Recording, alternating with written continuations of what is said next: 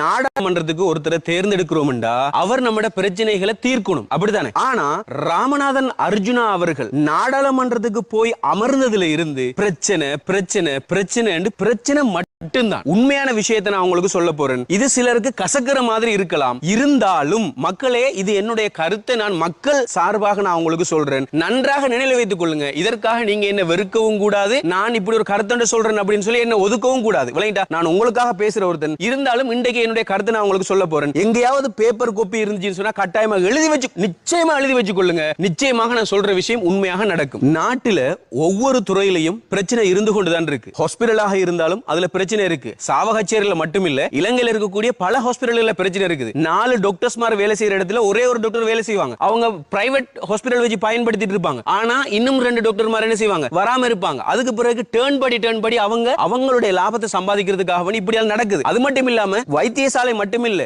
பாடசாலைகளா இருக்கலாம், அரசு துறைகளாக இருக்கலாம், இப்படி பல துறைகள்ல ஊழல்கள் நடந்து கொண்டுதான் இருக்குது. இல்லாம இல்ல, 100% எங்கேயுமே இல்ல. எங்கேயாவது ஒரு இடத்துல ஏதோ ஒரு வகையில ஊழல் நடந்து கொண்டு இருக்குது. அந்த ஊழலை வெளிக்கொண்டு வரதுக்கு மக்கள் பயம், மக்கள் அதை செய்யறல்ல. ஏன்னு சொன்னா, நாம இதை செய்துட்டோம்னு சொன்னா எங்களுக்கு பிரச்சனை வந்துருமே, இதை செய்துட்டோம்னு சொன்னா நம்மளை எதிர்ப்பாங்களே அப்படின்ற ஒரு பீதியால, ஒரு பயத்தால மக்கள் இதை சொல்றது இல்ல. இருந்தாலும் ஏதாவது சுயலாபத்துக்காக வேண்டி ஒருத்தன் அதை வெளிக்காட்டுறானாக இருந்தா அவனை நீங்க ஆதரிக்கிறீங்க. இதுதான் நீங்க செய்யற மிகப்பெரிய தவறு. அவன் பேக்ரவுண்ட் என்னன்னு நீங்க கட்டாயம் என்ன செய்யணும், நீங்க அவனை சிந்திச்சு பார்க்கணும். நீங்க கட்டாயம் அவனை வந்து பார்க்கணும். பார்க்காம இருந்தீங்கன்னு சொன்னா கஷ்டம் தான். இப்ப நான் உதாரணமா எடுத்துக்கொண்டா, மஹிந்த ராஜபக்ஷ அவர்கள் எடுத்துக்கொண்டா, சிங்கள மக்கள் ஒரு கடவுளாக கும்பிட்டாங்க. ஏன்? ஒரு செயலால. என்ன செயல்? நான் இயக்கத்தை அழிச்சிட்டேன் அப்படின்ற ஒரு கெத்தான ஒரு வார்த்தையை சிங்கள மக்களுக்குள்ள பேசும்போது, சிங்கள மக்கள் அனைவரும் சேர்ந்து அவருடைய தம்பிக்காக வேண்டி 69 லட்சம் வாக்குகளை போட்டு அவரை என்ன செய்ய வச்சாங்க, வெற்றி பெற வச்சாங்களா இல்லையா? வெற்றி பெற வச்சாங்க. காரணம் என்ன? அந்த நம்பிக்கை, அவர் அப்படி செய்வாருன்னு சொல்லி. கடைசி என்ன நடந்துச்சு? அதே மக்கள் அவனை துரத்தி அடிக்கக்கூடிய நிலைமை ஏற்பட்டுச்சு, அப்படியா இல்லையா? ஆரம்ப காலத்துல இயக்கத்தில் இருக்கக்கூடிய பிள்ளைகள் எல்லாருமே வந்துட்டு பிரபாகரன் எந்த அளவுக்கு முக்கியமோ அதே மாதிரி கருணாமன் முக்கியம் அப்படின்னு சொல்லிட்டு இருந்தாங்க. கடைசியா கருணாமன் வந்து என்ன செஞ்சாங்க, அவங்களோட தேவைக்காக வேண்டி இனத்தை காட்டி கொடுத்து துரோகம் செஞ்சு துரோகி ஆகிட்டாரு. அப்படி ஆகினத்துக்கு பின்னால மக்கள் அவரை வெறுக்கக்கூடிய ஒரு நிலைமைக்கு ஏற்பட்டுச்சா இல்லையா? அதே மாதிரி தான் இப்பவும் ராமநாதன் அர்ஜுனா அவர்களும் எதற்காக வந்தாரு? சாவகச்சேரி ஹாஸ்பிடல் இருக்கக்கூடிய குறைகளை காட்டினார். காட்டினதுக்கு பிறகு என்ன நடந்துச்சு? அவரை மக்கள் வந்துட்டு போட்டுனாங்க. நானும் அவரை ஆதரிச்சேன். இருந்தாலும் நான் யூடியூப்ல வீடியோ போடல. ஏன் தெரியுமா? இவருடைய நடவடிக்கைகள் ஒன்றெண்டு. நான் ஒரு சமூக ஊடகவியலாளராக ஒரு விளக்கம் எனக்கு நல்லா தெரியும். அவரோட பாணி இருக்குதான், அவர் பேசின பாணி, அவர் போட்ட லைவின் காரணமாக எனக்கு புரிஞ்சது என்னன்னு சொன்னால், நான் சின்ன வயசுல இருந்து பல மக்களோட பழகி இருக்கிறேன். அந்த பழக்கத்தின் காரணமாக நான் கண்டுபிடிச்ச ஒன்றுதான், ஏதோ ஒரு லாபத்துக்காக இது செய்யறார் அப்படின்றது. அப்ப அதுக்கு பிறகு என்ன செஞ்சாங்க, மக்கள் அவங்கள எடுத்தாங்க. அதுக்கு பிறகு சொன்னாங்கன்னு சொன்னா, நான் போதான் போறேன், என்ன மக்கள் சொல்லட்டும் அப்படின்னு சொல்லி அவர் டெக்னிக்கலா மூவ் பண்ணின விளக்கங்கள் எல்லாத்தையும் பார்க்கும்போது இது ஒரு நாடகம் அப்படின்றது நல்லாவே விளங்கிச்சு. அதுக்கு பிறகு மக்கள் என்ன செஞ்சாங்க, ஏமாந்து அவருக்கு பதவியை கொடுத்துட்டாங்க. பதவியை கொடுத்ததுக்கு பின்ன முதலாவது பிரச்சனை என்ன? பிரதமர் சீட்ல போய் உட்கார்ந்துட்டு தமிழண்டா அப்படின்னு சொல்லி பார்லமெண்டத்துக்குள்ள தமிழண்ட கெத்து இருக்கணும். தமிழன் தான் நாகரிகத்தை கொண்டு வந்ததும், தமிழன் தான் ஆரம்ப காலத்தில் இருந்த மொழியை கொண்டு வந்ததும், தமிழன் தான் பலவிதமான விடயங்களை கொண்டு வந்து உலகத்துக்கு பலவிதமான விடயங்களை அறிமுகப்படுத்தினது தமிழன் தான். அந்த தமிழ் கெத்து அவன் மனசுக்குள்ள இருக்கணும். அதே மாதிரி காட்ட வேண்டிய இடத்துல காட்டணும். ஆனா ஒரு இனத்துக்கு எதிராக காட்டுறது இருக்குதானே, அது நான் அதை ஏற்றுக்கொள்ள மாட்டேன். ஒரு இனத்தை அழிக்கதா இருந்தா அந்த அழிக்கக்கூடிய நபர்களுக்கு எதிராக போராடுறது ஒரு தமிழண்ட கெத்து. நானா இருந்தாலும் நிறைய இடங்கள்ல நான் போராடி இருக்கிறேன். நீங்களே பார்த்திருப்பீங்க. தமிழ் சொற்களை சொல்லிக் கொடுக்க போகும்போது நிறைய பேர் என்ன கொலை செய்வேன் கூட மிரட்டினாங்க. அந்த இடத்துல நான் தமிழனா இருந்தேன் நான். விளையாட்டு அப்போ அந்த மாதிரி அந்த இடத்துல இல்லாம இவர் சும்மா போய் உட்கார்ந்துட்டு பாரம்பரியத்தை கெடுத்து தமிழண்டா அப்படின்னு ஒரு கெத்தோட காட்டி அவடத்த பிரச்சனை. அதுக்கு பிறகு யாழ்ப்பாணத்துக்கு போயிட்டு யாழ்ப்பாணத்துல இருக்கிற டாக்டர்ஸ்மாரோட பிரச்சனை. அதுக்கு பிறகு மன்னார் ஹாஸ்பிடல்ல பிரச்சனை. அதுக்கு பிறகு என்ன நடந்துச்சு, எதிர்க்கட்சி தலைவர் ஆபீஸுக்குள்ள போயிட்டு நேரம் கேட்க போறதுக்கு அங்க அனுமதி எடுக்க போறோம். இப்ப நாமளும் ஒரு அனுமதி எடுக்க போறோம், என்ன செய்வோம், ஒரு டீசன்ட் நடந்து கொள்ளும். அங்கேயும் போய் அவனோட பிரச்சனை என்ன, நான் டாக்டர் என்னோட கதை கேளுமா அப்படின்ற மாதிரி அந்த அடாவடித்தனம் பிரச்சனை. அதுக்கு பிறகு ரம்பாவை போலீஸ்ல போயிட்டு போலீஸ்காரனோட பிரச்சனை. அதுக்கு பிறகு எங்க ஒரு சிங்கள ஊருக்குள்ள போயிட்டு வாகனத்தை கொண்டு நிப்பாட்டி சைட் கொடுக்காம அங்க பிரச்சனை. அதுக்குள்ள பம்பு பூரு வாங்கன்னு தேவைக்கில்லாத வார்த்தைகளை பேசி அங்க அந்த மக்களுடைய குரோதத்தை சம்பாதிச்சு வச்சு கொள்றாரு. இப்ப நேற்று முந்தினது பாத்தீங்கன்னு சொன்னா யாழ்ப்பாண ஹோட்டல்ல வந்துட்டு பீங்கானால அடிச்சு ஒருத்தனுக்கு தலையை உடைச்சு அவருக்கு அறுவை சிகிச்சை வேற செய்து வச்சிருக்காங்க. அப்போ ஒரு பாராளுமன்ற உறுப்பினர், மக்களுக்காக போராடக்கூடிய ஒரு உறுப்பினர் எப்படி இருக்கணும்? மக்களுக்காக வேண்டி இருக்கணும். இது என்னடா சண்டைக்காரனாவும் வாய் கத்தக்கூடியவனா இருக்கு. ஏன் தெரியுமா? இந்த மாதிரி கத்தும் போது ஒரு சில, எல்லாரையும் சொல்லல, ஒரு சில புலம்பெயர் தமிழர்கள், வெளிநாட்டில் இருக்கக்கூடிய ஒரு சில புலம்பெயர் தமிழர்கள் இதை நம்புறது எப்படி தெரியுமா? நம்முடைய இனத்துக்காகத்தான் இவன் கத்துறான் அப்படின்னு நம்பி அவருக்காக பணம் அனுப்புறதும், அவருக்காக செலவழிக்கிறதும், அவருக்காக எல்லா விஷயத்தையும் செய்யறது. அப்படி செஞ்சதுக்கு பின்னால ஏமாறக்கூடியது அவங்க தான். இதை நன்றாக நினைவில் வைத்துக் கொள்ளுங்க மக்களே. இது மட்டும் இல்ல, 2021ஆம் ஆண்டு மார்ச் மாசத்துல வந்துட்டு பேஸ்லைன் ரோட்ல வச்சு ஒரு கார்காரனுக்கு அடிச்சு இன்னும் வழக்கு போயிட்டு இருக்குது. விளங்கிட்டா? இப்படியாப்பட்டவர் ராமநாதன் அர்ஜுனா அவர்கள். இவர் ஒரு பச்சோந்தி மாதிரி. ஒரு டைமுக்கு சொல்றாரு என்ன தெரியுமா? ஒரு டைமுக்கு தமிழ் மக்கள்கிட்ட அவர் சொல்றாருன்னு சொன்னா, எங்க அப்பா ஒரு போராளி தான் அப்படின்னு சொல்றாரு. இப்ப ஏன் சொல்றாரு இப்படி? அப்ப போராளிகள் எல்லாம் இவருக்கு சப்போர்ட் பண்ணுவாங்க, அப்படிதானே? அப்பா போராளி. அதுக்கு பிறகு சிங்கள ஊடகத்துக்குள்ள போய் சொல்றாருன்னு சொன்னா, எங்க அப்பா எல்டிடில இருக்குல்ல, அவங்களோட போலீஸ் இருக்கு தானே, எல்டிடில ஒரு போலீஸ் பிரிவு ஒன்று இருக்கு, அந்த பிரிவுக்கு டிரான்ஸ்லேட் பண்றதுக்கு ஒருத்தரா நாங்க எங்க அப்பா இருந்தார் அப்படின்னு சொல்லி அங்க சொல்றாரு. அப்ப அங்க அவர் இயக்கம் இல்ல, அங்க அவர் போராளி இல்ல, இங்க அவர் போராளி ஆகிறார். இது அந்த விலாங்கு மீனை போல. விலாங்கு மீன் என்ன செய்யும் தெரியுமா? பாம்ப கண்டா தலையை காட்டி உன்னுடைய இனம்தான் அப்படின்னு சொல்லும், மீனை கண்டா வாழை காட்டி உன்னுடைய இனம்தான் அப்படின்னு சொல்லும். அந்த மாதிரி தான் ராமநாதன் அர்ஜுனா ரெட்டத்தலை பாம்பு ரெண்டு விதமா விளையாடி கொண்டிருக்கிறாரு.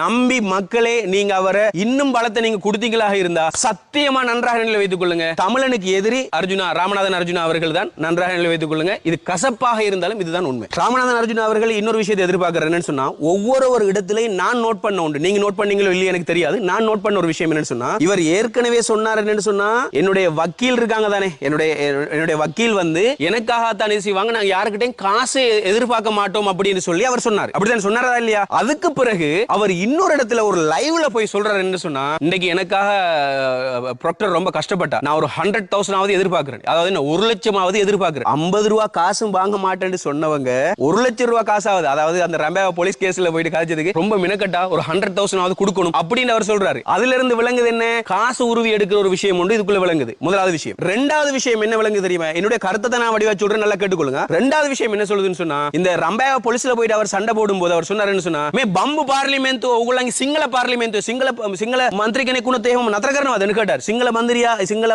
பார்லிமெண்ட் உறுப்பினராக இருந்தா நீங்க நிப்பாட்டுவீங்களா? ஒரு தமிழண்டலான நிப்பாட்டுவீங்கன்னு சொல்லி இந்த ஜாதி விதத்தை உண்டாக்குற ஒரு விஷயம் உண்டும். அடுத்தது இந்த விஷயத்தை புலம்பெயர் தமிழர்கள் பார்த்தா சிங்களவருக்கு எதிராக காய்க்காங்கன்ற ஒரு அட்ராக்ஷனை தந்த பக்கம் இழுக்கணும்ன்றதுக்காக வேண்டி மே பம்பு பார்லிமெண்ட் மட்ட வாகனத்தில தீனது வாகனம் கொடுத்திருக்குதா, டிரைவர் கொடுத்திருக்கா அப்படின்னு கேட்டார், துப்பாக்கி கொடுத்திருக்குதா அப்படின்னு கேட்டார். இது மூண்டையும் அவர் எதிர்பார்க்கிறார். அதுக்கு பிறகு இந்த சிங்கள ஏரியாக்குள்ள போன சந்தர்ப்பத்திலும் இவர் துப்பாக்கி கொடுக்கல, வாகனம் கொடுக்கல, டிரைவர் கொடுக்கல. இந்த கதையை தான் காய்ச்சிருந்தாரு. நிறைய இடத்துல இதே தான் சொல்லியிருந்தாரு. புலம்பெயர் தமிழர்கள்ட்ட வெளிநாட்டில் இருக்கக்கூடிய தமிழ் மக்கள்கிட்ட கதைக்கும் போது, அந்த இளைஞர்கள்ட்ட கதைக்கும் போதும் அவர் சொன்ன விஷயம், ஒரு டிரைவர்ல இங்க இருந்து யாழ்ப்பாணத்துல இருந்து அங்க போறதுக்கு இவ்வளவு செலவாகுது, அந்த செலவெல்லாம் தேவையில்லையே, அதான் மாத்தி வேலையில வந்து வீடு கொடுக்குறாங்க, மாசம் 2,000 ரூபாய் தான். அந்த வீட்டுல அந்த குவார்டர்ஸ்ல அவருக்கு இருக்கலாம், அவர் மனைவியும் கொண்டு தங்க வச்சுட்டு அங்க இருக்கிறதுக்கு ஒரு வழி ஒன்று ஏற்பாடு செய்யலாம். அப்ப யாழ்ப்பாணத்துக்கு வந்து யாழ்ப்பாணத்துல இருந்து அங்க போக வேண்டிய அவசியமே கிடையாது. பார்லமென்றம் இல்லாத காலங்கள்ல இங்க இருக்கலாம் அவர். விளங்கிட்டா சொல்றது? அப்ப அப்படி இருக்கிற சந்தர்ப்பத்துல எனக்கு இவ்வளவு செலவாகும், மாசம் 50,000 1,00,000 ரூபாய் கொடுத்து ஒரு டிரைவரை வச்சு கொள்ளணும் அப்படின்னு சொல்றாரு. ஒவ்வொரு மாதமும் பார்லமென்றம் நடக்கிறது இல்ல, மாசத்துல டெய்லி பார்லமென்றம் நடக்கிறது இல்ல, அதுக்கு அவன் அந்த மாதிரி டிரைவர் ஒன்று தேவையும் இல்லை. இதை